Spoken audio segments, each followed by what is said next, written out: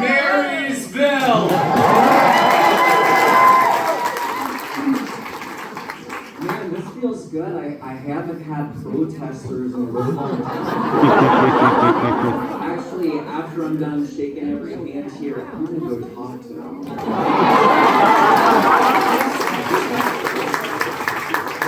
What makes them tick, right? For those of you who don't know me, my name is Scott Pressler. I am the son of a retired Navy captain. I am that long-haired Eagle Scout. And yes, last year, in 2024, we registered 50,000 voters helping to re-elect President Trump in the Commonwealth of Pennsylvania. Yeah!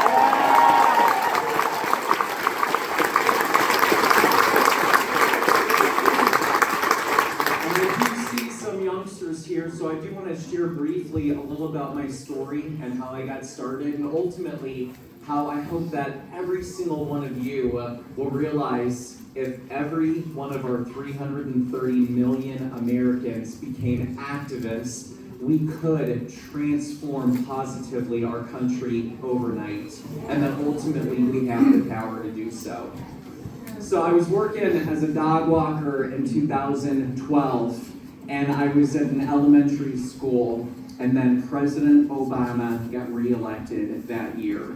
And I'll tell you, in 2013, I had a lot of self-reflection, and I realized that I was a part of the problem, only being a voter, not registering voters, not being an activist, not knocking on doors, and that therefore, I was the problem because I was not the solution. So in 2013, I started volunteering. I fell in love with it. And the reason why, I've been with you guys wearing my cowboy boots here in Washington State, is my first job is going to Texas to elect Governor Greg Abbott in that state. I never wanted Hillary Clinton to set foot in the White House ever again. Yeah!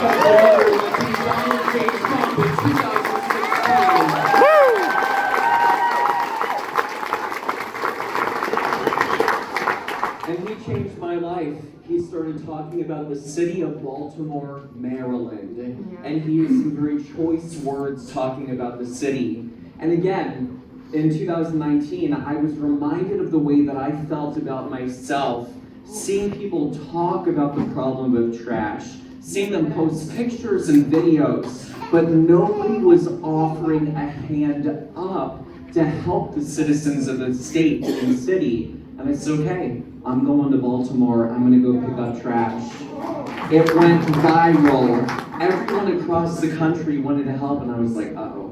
I was like, I have to deliver on my promise. And so, on a Monday, 7 days after I announced we were going to Baltimore, we got 200 volunteers, and we picked up 12 tons of trash in 12 hours in one single day. In the most dangerous streets in America. And truly, that day, I realized it edified why I am a Republican and why I'm a conservative. Because I believe that concerned citizens coming together in an act of love could do more good than the government, with all of its power, all of its money, all of its might, ever could. Amen. And I said, why can't we do this everywhere? I don't need the permission or authority from anyone. And I said, we're going to travel all over this great country, going to Democrat cities of decay, and we're going to show that we aren't just about using these, but we're about using these, our hands. So we did trash cleanups from Atlanta, Austin, Baltimore, Chicago, Denver, Duquesne, Detroit, Houston, Kenosha, Los Angeles, Miami, Milwaukee, Nashville, Portland, Pittsburgh, Philly, Salem.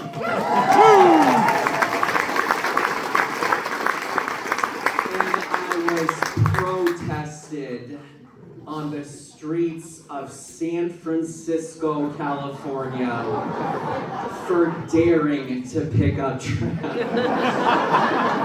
They can't make up their minds, these people. Bless their hearts. Do y'all know what that means? It's one of my favorite sayings. Because when I first moved to Texas, I didn't know what it meant.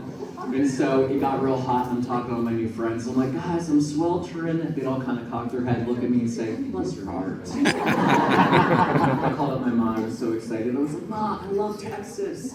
Everyone's blessing my heart.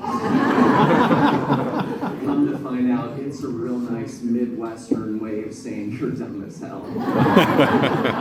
But you're cute. 2020 happens. A stolen election.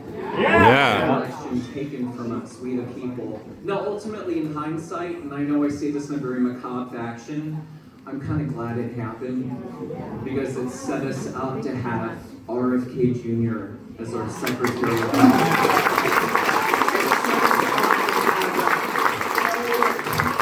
anti-war Tulsi Gabbard within Yeah. And I think a lot of us, including the president, learned from some mistakes, so hopefully we are not going to repeat them in the future. But that year in 2021, I said we are never going to allow that to happen again, and we are going to organize at the local level. Let's get people to run for mayor and city council and school board and state rep and state senate, and we're going to take over from the ground up. And in 2022, we were able, thankfully, to take back the House of Representatives and stop Joe Biden from recklessly passing But it was not a red wave. Everyone told me, Scott, it will be a red tsunami. They said, Scott, the crisis at the border. Scott, Putin has invaded Ukraine under Joe Biden. Scott, inflation is crushing working class America. You got this. You're gonna win. Well, we only got a narrow House of Majority Representatives, and we elected John Fetterman in Pennsylvania to the United States. Bless his heart. In all honesty, I know a lot of people right now are saying, but Scott, you know, he sounds like a Republican. There was a guy in 2008 that talked a lot about hope and change, that said a lot of good things, but didn't vote the right way. And I say this humbly and respectfully to him as a human being, but until he votes 100% MAGA all the time, we're going to replace him with a Republican senator in 2028 in Pennsylvania. Sorry. The reason why I'm harking back to 2022, it's the reason why I founded my organization, which is Early Vote Action. Now, you guys, you don't have the option of voting in person, right? You're an only vote by mail state. Everything bad starts in Washington. Isn't it horrible? I'm sorry. The West Coast is the harbinger. It starts over here. California? Got it. So, I came up with Early Vote Action because I realized, listen, Joe Biden is going to get reelected unless we have an all of the above approach to voting. I want to make it clear, I am here to make sure that we are going to have election integrity in our elections, but the only way that we do that is through initiatives, through ballot measures, to elect good people into office, and only once we win can we change the law, but you have to win in order to do that. And so, 2023, I created Early Vote Action and used, you know what we did? Has anyone heard of what we did with the Amish in Pennsylvania? Yeah! This is the untold story. How a long-haired, boot-wearing, alternative man went to get the Amish to vote. They get married on Tuesdays in November. Did you guys know that? What happens on Tuesdays in November? So you know what we did with the Amish, much to the chagrin of a lot of election integrity people, is they always said, Scott, don't do the mail-in ballot. Scott, don't do the voter registration. Scott, only focus on one day, one vote, one paper ballot. The Amish get married on Tuesdays in November after harvest, and then they go make lots of babies, which is good. But they're all getting married on election day. We went to the Amish communities and we got them to sign up for mail-in ballots. And we used a tool of the Democrats to empower a community to elect Donald J. Trump.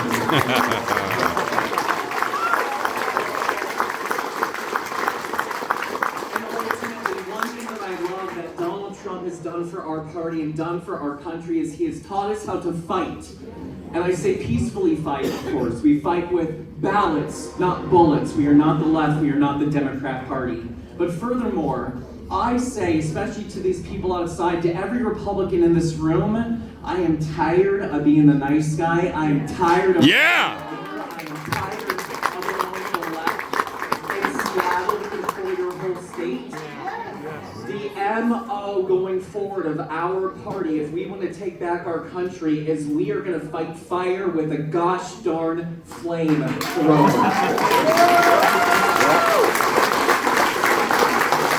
So how do we do it? We know that Seattle is not going to do it. We know your governor is not going to do it. And quite frankly, they have a trifecta state government.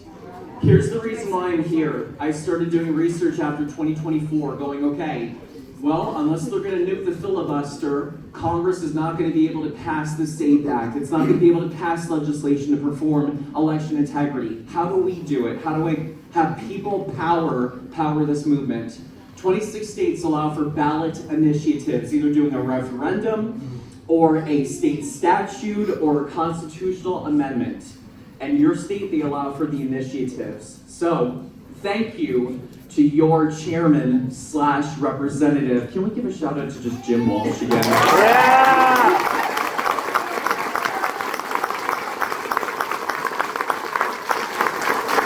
The way that we bypass Seattle is I need your help. The clock is ticking. January 2nd is the last day to get the over 300,000 signatures that we need. We're halfway there, but we only have a month and a half.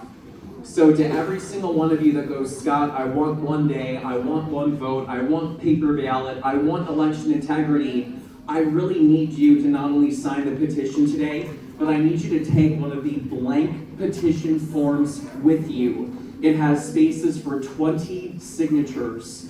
I need each of you, please, to commit to getting 20 of your friends. I want you to think back to what your neighborhood looked like in the 2024 election. Anyone that put out a Trump sign, you know, being in Washington, like, that takes a little special guts to do that. You go knock on those doors of the Trump voters in your neighborhood. That is an easy sell right there. And even Jim, we're also collecting signatures to, you know, keep biological men out of women's bathrooms and women's sports. Right on.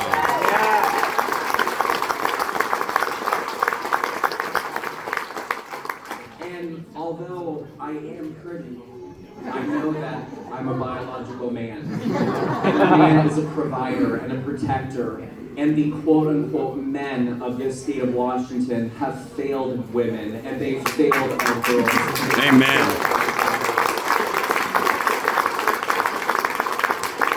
And you know that we have failed when I go to the Seattle airport and I go to the men's room and there are tampons in the men's bathroom. We're going to bring common sense back to Washington State. Yes.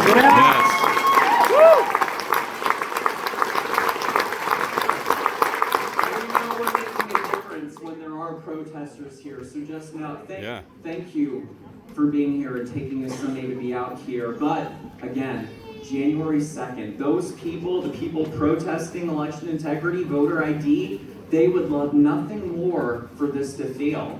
They would love nothing more than us not to get the signatures that we need. And so really, I challenge you, will you honor me by taking a blank petition form today and getting 20 signatures? Yeah.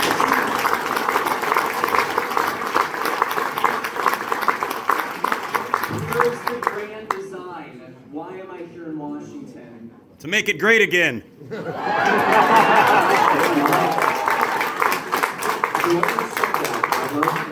I like that man. That's a good man. I'm worried about November 2026. Guys, we just got crushed in the November election, we now have a Democrat governor in New Jersey. We have a Democrat governor in Virginia, a flip from red to blue. And in the Commonwealth of Pennsylvania, where we just had victory the year prior, we just elected 3 Democrat Supreme Court justices. While MAGA is beautiful, while MAGA is powerful, a lot of us are 1 out of 4 voters, meaning we can win presidential elections, we'll come out once every 4 years, but what happens the 3 years in between? Are we really going to reflect and go, okay, we're just going to lose 2025, we're going to lose 2026, we're going to lose 2027, and hope for the best in 2028? We can't allow that to happen. So here's the grand design and the plan. Why am I here in Washington, where everybody says, Scott, go to Wisconsin, go to Michigan, go to PA, go to a swing state? No, I am here in Washington State because I believe in you. I'm putting a magnifying glass on your state, and I'm going to let the president know Washington State is ready to peacefully fight. Yeah. Here, here. After we get the signatures that we need, I'm going to Oregon.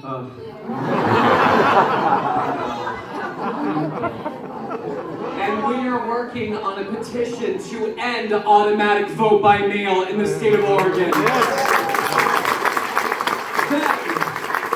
I'm traversing to California. I know. Worst Christmas ever. And we are working on a petition to get voter ID in the state of California. Yeah.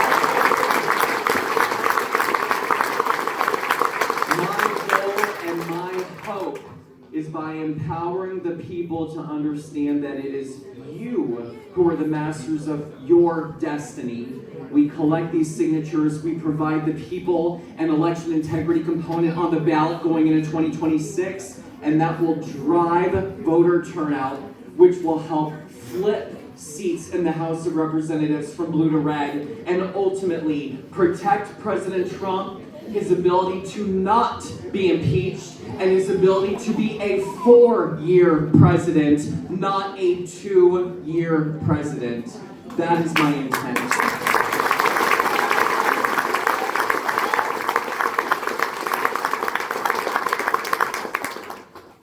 And so I ask you, please join. Even if you're not happy with the party right now, I implore you, knowing the leadership of Jim, join WAGOP.com. Become a precinct committee man official. Become the PC chair, the PC captain. And let's create a party and an infrastructure and an apparatus that is going to steer the Democrats and get out Ferguson in 2020. Yeah.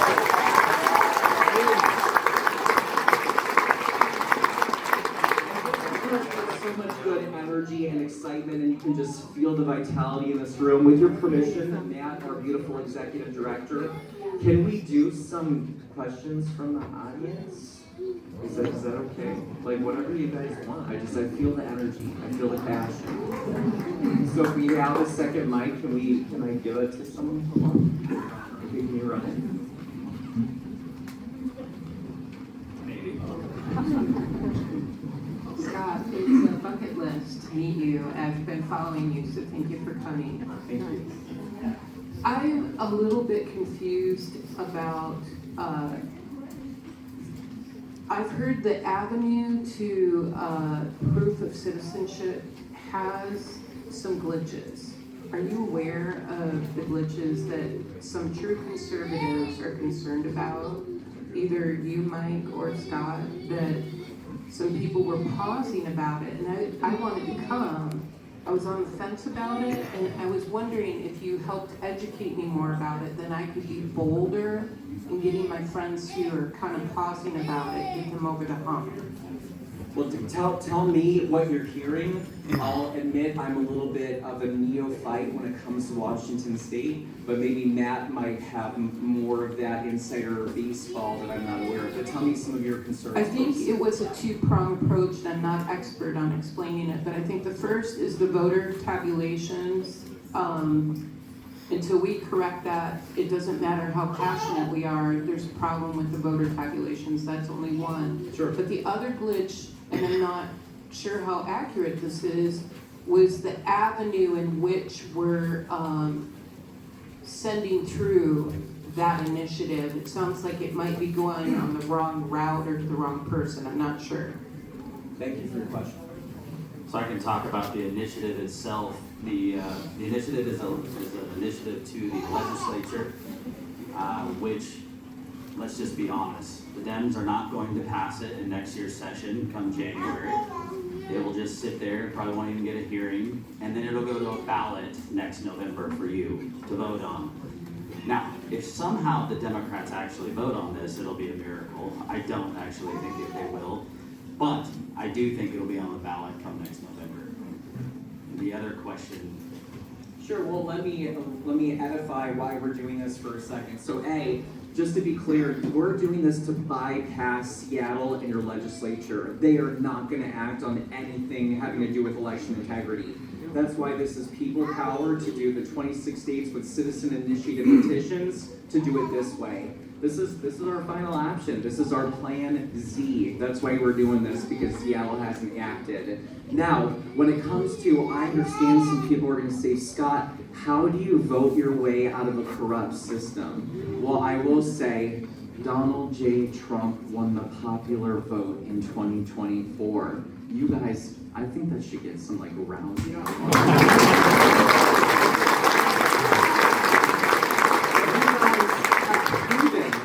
We, in 2024, we beat the cheat by making the election too big to rig. You did it already. You beat the algorithms. You showed up. That's why I'm doing this, so we can drive enough turnout to break whatever algorithm they have, to break those tabulations.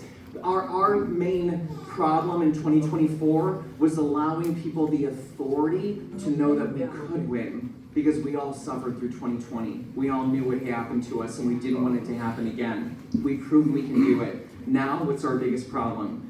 Getting Trumpers to vote in every single 100%. Yeah.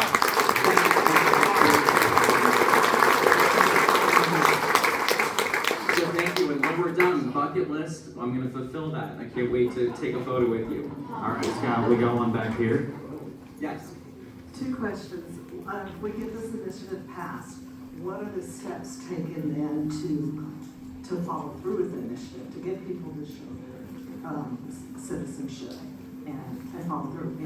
And 2, the second question is, can you give some specifics of what you did initially to start getting 50,000 people voting Republican? Yes. I'll have Jim answer the initiative one if you want to take the 50,000 right now. Thank you. So here's one of the biggest problems the Republican Party has, is people will say to me, Scott, how do we get X vote? And they always say, when you're trying to reach out to, especially to a minority group or whatever, how do I get the black vote? How do I get the Hispanic vote? How do I get the Amish vote? Guys, I'm not Amish. But you know what I do have? I have an earnestness, and what I did is I showed with my heart, I showed an eagerness to learn, to listen, to shut my trap, to open my ears, to immerse myself in the community. And I think it was through those actions that I came to gain trust with the community. And once you build that trust and rapport, I'm not going to go straight in asking for a vote. That's not what we did in Baltimore. It's not what we did with the Amish community. But first show a willingness to show up and learn, and that's how you win over communities. And also, 30% of Christians are not registered to vote. Yeah. 30! Yeah. 30! Yeah. Our country would be radically more positive if every Christian voted their biblical values. 100%. Amen.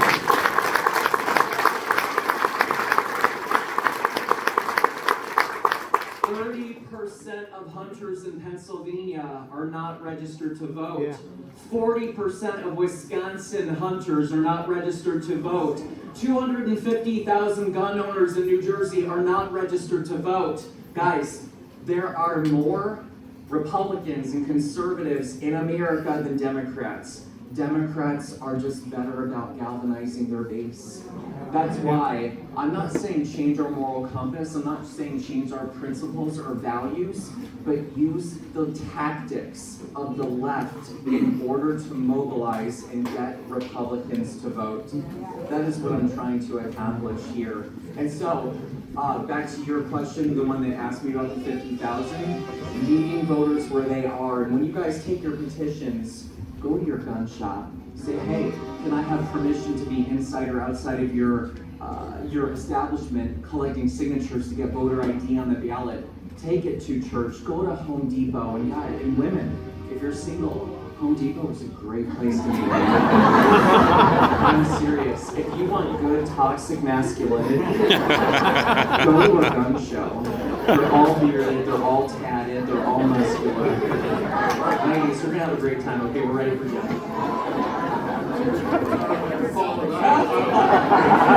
Scott's absolutely right about this matter. Trust. Establishing trust with people and reestablishing people's trust in our elections is key to getting voter turnout up. Now, to the mechanics of IL26-126, that's the voter ID initiative. It is, as Matt said, an initiative to the legislature. So it goes first to the legislature in Olympia, assuming we get the 300,000 plus signatures. It goes first to the legislature, and then if they don't act on it, it goes to you, the people, to vote on in November of 2026 in that general election. The other two initiatives that are out for signatures now, Restoring Parents' Bill of Rights and No Boys and Girls Sports, also initiatives to the legislature. So they would go there first. They actually, Matt, to your point, they have to have a hearing. By law, an initiative that qualifies has to be given a hearing, but it is not required to be given a vote. And they hate that because they have to have the cameras on and discuss it, and then the speaker, Lori Jenkins in Olympia, would choose not to vote on it. Bad optic for her. So that's the path. And as Matt said, very likely the majority Democrats in Olympia would not touch any of these initiatives and send them to the people for a vote in November, but we'll see. Let's get the signatures first. Now, for the question of these mechanics of how does the voter ID initiative work and how would it be enforced, there is a false narrative out there that the initiative requires people to get an enhanced driver's license. It does not do that. It simply recognizes an enhanced driver's license as one of several documents that would establish someone's citizenship. There are other documents that would satisfy: a birth certificate, naturalization papers, and the list follows, frankly, federal law on what constitutes establishing, proving your citizenship. So if you hear someone say that this is a Trojan horse way of making people get enhanced driver's licenses, that's not true. Now, how would it be implemented? What it does is it charges the local election officials. In 38 counties, that's your county auditor. In King County, it is a separately elected elections administrator to essentially check the citizenship. So it's the local election official at the county level who has to see proof of citizenship before registering someone to vote. Now, the initiative doesn't do anything about voting. It doesn't change mail-in voting, and the Seattle Times screwed that all up by saying it would end mail-in voting. It doesn't end mail-in voting. That comes later. This one is just about proving citizenship when you register. Now, existing state law that is not affected by the initiative requires those local county election officials to update their voter databases on an ongoing basis. So if you combine the new requirement of proof of citizenship with the existing duty to update the database on a regular basis, that creates essentially an ongoing requirement for the auditor to audit the voter rolls.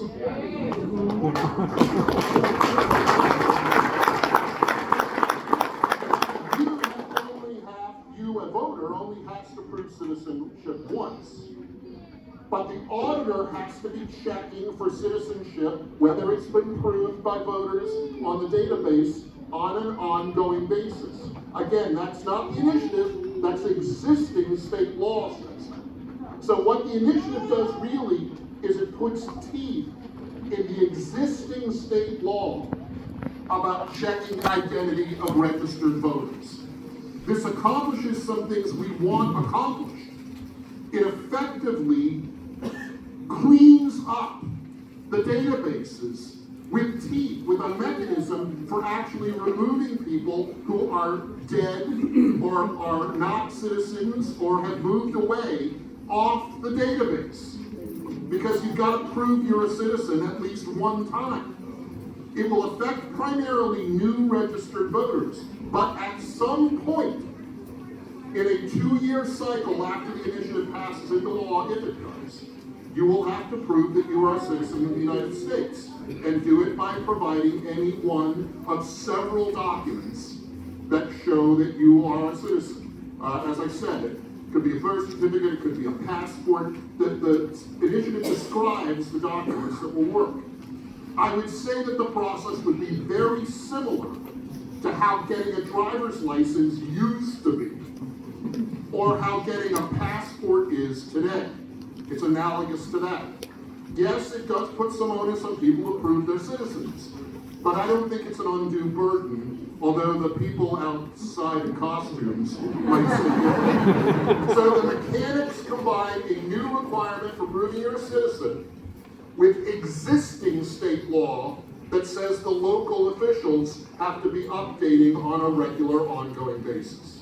So it is easy to enforce, it does not require an enhanced driver's license, and it will clean up our voter rolls.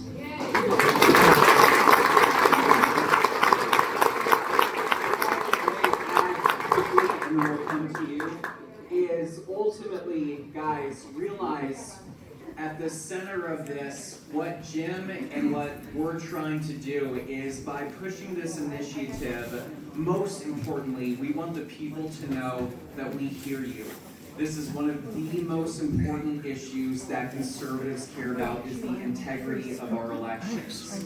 And we are going to push through this initiative, whether or not legislators in your state are going to do so, and we're going to give the people a vote because it's the right thing to do. That's why we're doing this. Now, when it came to your question too, think about this for a second. Wisconsin earlier this year, with the people of Wisconsin elected a Democrat Supreme Court justice while enshrining voter ID into the state constitution. And in Nevada, in 2024, even Clark County, which includes Las Vegas, voted overwhelmingly for voter ID for round 1 in 2024, which will go up for round 2 in 2026. What I'm saying to you is, if we get this passed and it goes on the ballot going into November 2026, there is a strong likelihood that the people of Washington, even lefties and the people outside, even some of them, will vote in favor of passing that into law. And so you get it on the ballot, we have a strong likelihood of having more election integrity in Washington state.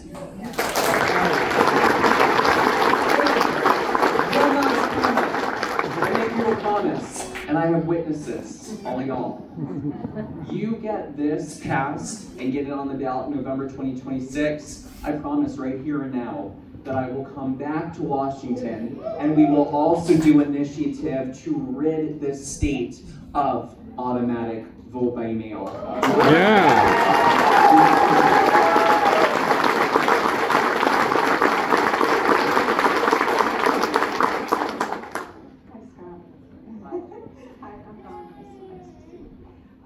So, lovely Terry, right? Terry and I, we were brave enough to go there and talk to the people in the costumes across the street. How did that go? Looking back at that, right? I probably probably scared them with my backing up. But so I kept asking them why is what's going on here, and they really didn't have an answer. So when you That's because they're paid to be here. she kept saying it's illegal because of poll tax. So I don't know. Yeah, right, Mom? Right. Was it the And we were people like, out what do you front mean? I said, protesting that paid? Probably. So what do you, can you give me more detail? Nothing. Yeah, she wanted me to look at that. Bless her heart. Texas, because I'll tell you Texas because I used to live down there.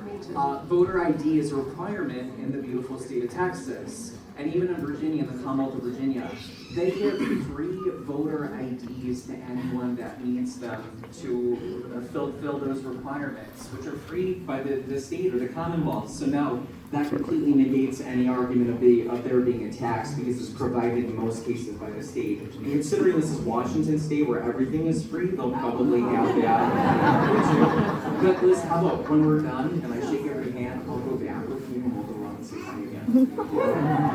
Scott, on the issue, on this criticism that it's a poll tax, Yeah. the federal law has a clear definition of what a poll tax is. Requiring voter ID is not in the description of what constitutes a poll tax. A poll tax is, of course, something they used during Jim Crow days in the South. They would charge people a tax before they could vote in person. You'd have to pay to vote. Requiring voter ID is not it's not described in existing law that describes what a poll tax is. So for them to say it's a poll tax is just not accurate. It's irrelevant. That's right.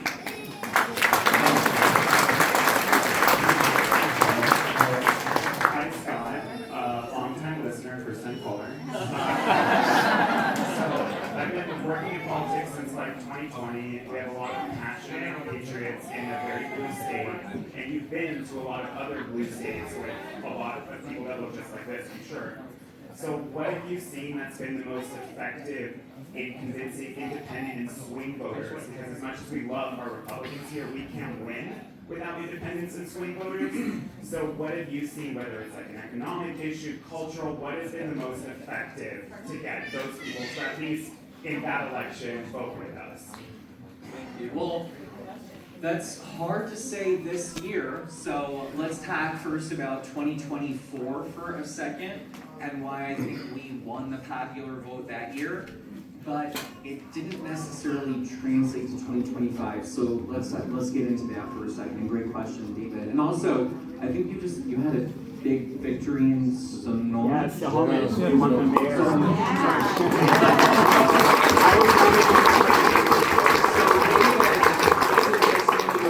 That post on social media that he actually knocks on doors and collects signatures, and I hope all of y'all are inspired by that activism. So, what were the three reasons, in my opinion, why Donald Trump and Republicans won in 2024? Three major things. One, of course, the economy, economic failure of the previous administration. Number two is the crisis at the border with illegal immigration and what do they call her? The border czar, Kamala Harris. Inability to secure the border. And then third is peace, not war. And I think so far, Donald Trump has secured the border, and I think we have the lowest amount of legal alien encounters ever at our border. So that's good. And right now, we don't have any nuclear capability of Iran, and we're actually fighting for peace in the Middle East, and we're trying to stop the Ukrainian-Russian conflict. I think those are good things, right? Mm-hmm. And then, of course, we are working towards economic relief on behalf of working class America. And I think Donald Trump even just secured ending tariffs on major foods, etc., on behalf of working class America. So I would argue Donald Trump is keeping his major promises on behalf of the American people. Now, here's the one thing that really concerns me, David. So let's talk. I know best NJ and PA because I just did work over there. So Jack Ciattarelli was running for governor, and in 2021 he lost his election by 84,000 votes. So we are always kind of working towards that number. Now I will tell you, even though Jack lost So the Democrats got a huge amount of people. They jumped from like 1.3 to 1.8 from 2021 to 2025. Republicans did turn out 120,000 more voters in 2025 than 2021. It wasn't enough. And in Pennsylvania, we turn out 120,000 more Republicans in a municipal election than we did in 2023. So we did our role. We got Republicans out. But in the state of New Jersey, where the number one complaint I heard was property taxes, electricity bills, water bills, they voted for RTA's the same zone Democrat taxes. Party that's been in power for 25 years in Trenton. So I don't know how to answer that, David, in an off-year election. I think it's probably a couple of factors. If I had to be bluntly honest with you, here's probably what happened this last November. Is A, Republicans are a 1 out of 4 voter. We don't turn out every single year like the Democrats do. I think that's certainly part of it. Perhaps some people aren't extremely happy about the economic relief within 1 year of the president's administration, and perhaps they didn't show out because of that. And number 3 is Trump derangement syndrome is a real thing that you guys suffer from here in Washington State. And it could be all 3 of those factors that came together. But I think it is important to note that Republicans did turn out more voters. It just, the Democrats turned out more. And that's why I'm trying to get people to do an all-of-the-above approach to voting. And I say, listen, I know you're not happy about it, but let me take Oregon as an example for a second and how I think we can use that to help Washington. So in 2022, you had a woman running for governor of Oregon. Her name is Christine Drazen, and I think she's actually running for governor again for 2026. She lost her election, and I use lost loosely, no. She lost by 62,000 votes. Can anyone give me a number of how many Oregonian Republicans they think did not vote in the 2022 election? Give me a number! 120. More than 62,000. More! 120. Okay, babe. Start small. 5 million! Christine Drazen had 120,000 Oregonian Republicans that did not vote in an election that was decided by 62,000 voters. That's crazy. Remember how I told you there were more of us than them? We're just terrible about getting our people out to vote. I think that especially on the left coast, the west coast, there are a lot of disenfranchised, demoralized, disenchanted Republicans who believe that the state is blue and it will always be blue, and so therefore they're not 3 gonna counties are vote. blue. So therefore when we lose, it's a self-fulfilling prophecy, and they go, well, I told you so, it's blue, it'll always be blue. Did you vote? No, I didn't. So, where I'm going with this is, guys, try. I know this is gonna make everyone cringe and collectively hurt for a second, but in this next election in 2026, please try doing the Democrat tactic of ballot harvesting. Ballot harvest so good, you're gonna make the Democrats want to ban it because we elected Republicans in 2026.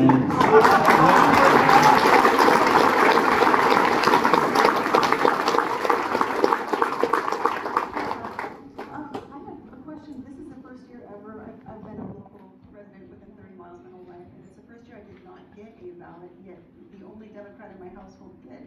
And so I voted on voting day, a little less than halfway through the day, and it was ironic because I went to get I voted in, and they didn't have any left in English, but they had 5 other languages, and she said they had run out of the English ones hours prior. That was interesting.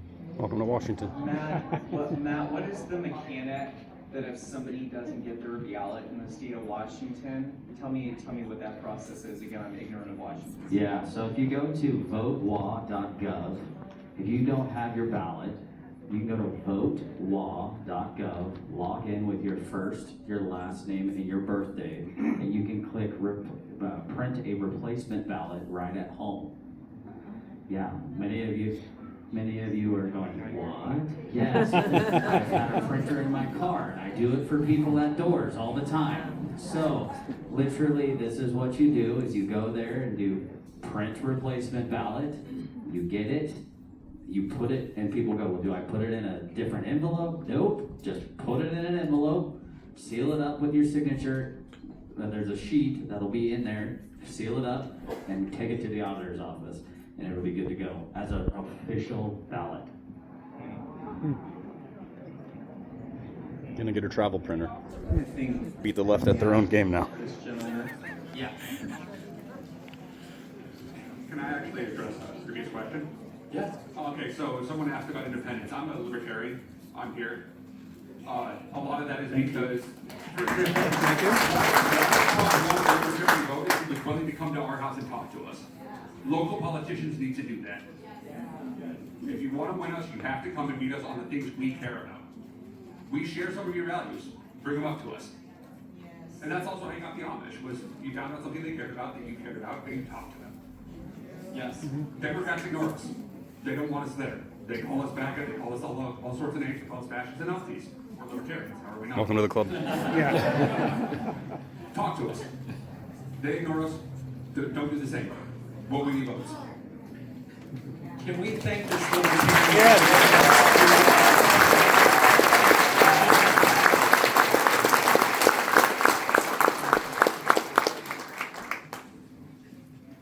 One thing, I don't know if any of you heard this, but this happened to me personally, but like 4 or 5 years ago, somebody mentioned you've got to check the voter rolls.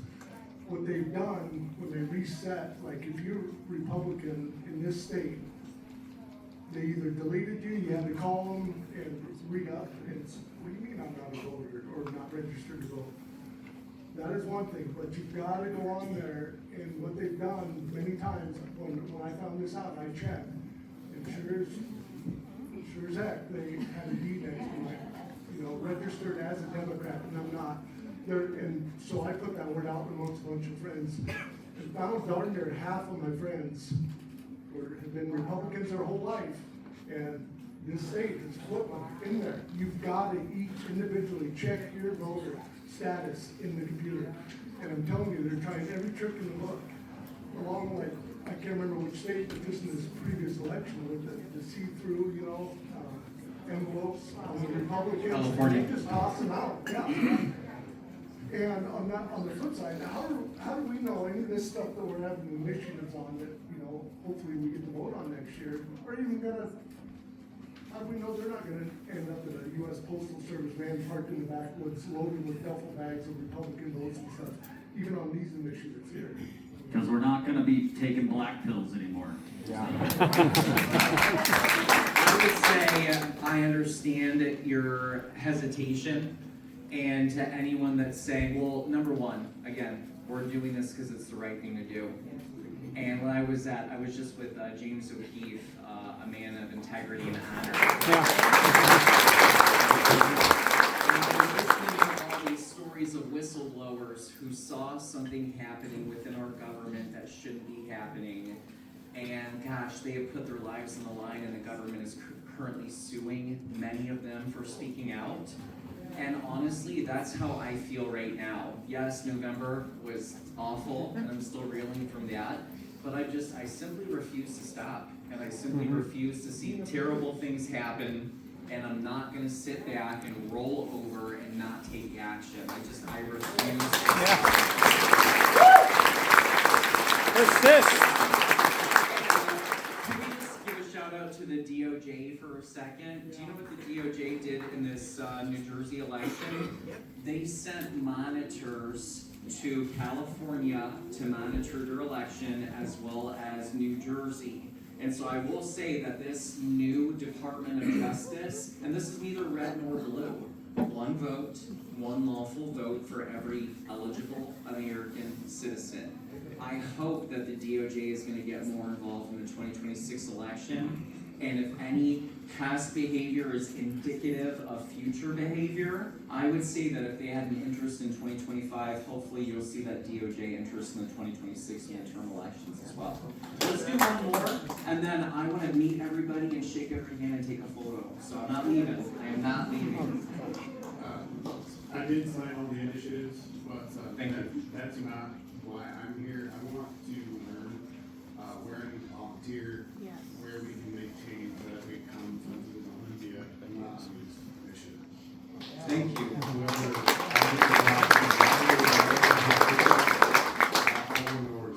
Thank you. What's your name? Jeremiah. So, Mr. Jeremiah, your executive director of the GOP is right there, Mr. Mann. And in fact, his cell phone number is. Listen, you have a really great opportunity, guys. Your ED is here. Your chairman is here. He's a representative and chairman fighting for you. Shake Jim Walsh's hand before you leave today. Thank him for being an active, constructive chairman that's fighting on a Sunday that he doesn't have to be here for you in Marysville. It's because he cares. And with that being